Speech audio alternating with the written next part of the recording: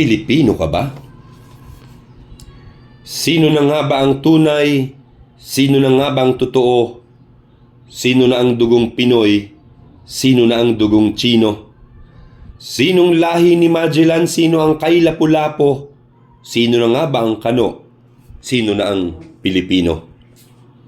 Ito'y mga katanungang sagot mo ang hinihiling, kayo mangging kaligatang naglalaho sa paningin.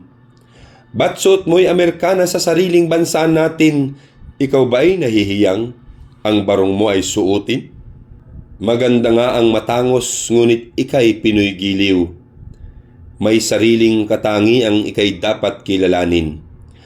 Kung ang ilong mo ay pango, huwag pilit patangusin. Kung ang buhok mo ay itim, ba't nais mong pabulawin?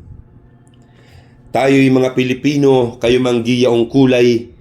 May sariling wika tayong kaluluwa nitong bayan. Mayroon tayong bandila na dilaw, pula, putit, bughaw, na may talang nagniningning sa sikat ng haring araw. Ba't pilit mong hinuhubad ang kulay ng iyong balat? Ayaw mo bang makilalang ikaw'y Pinoy sa paglakad? Yaong dating wika nating matulait sakdaldilag, bihira mong ginagamit sa usapang dekalidad. Tayo'y Pinoy, ngunit bakit ayaw nating tangkilikin ang produktong likhang Pinoy at pagkaing gawa natin? Sino kaya ang dudulog sa nanay mong naghahain kung ikaw na mismong anak ay sa iba kumakain?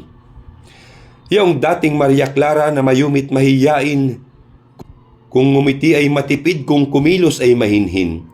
Ngayoy ating makikitang tila mga kanluranin, pahalakhak kung tumawa at ang damit laging bitin.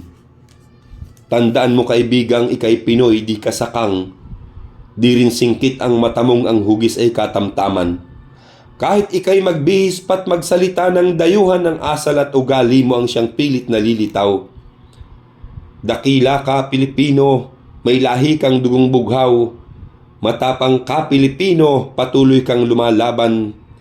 Kahit itong iyong bansang maliit ngang naturingan, laganap ang iyong lahing naglilingkod kahit saan. Kaya't huwag mong ikahiya ang angkin mong kaanyuan. Huwag mo ring tatalikdan ang taglay mong kakanyahan. Dahil ika'y isang Pinoy, may dunong kat kakayahan na kahit sa buong mundo ay di kayang matawaran.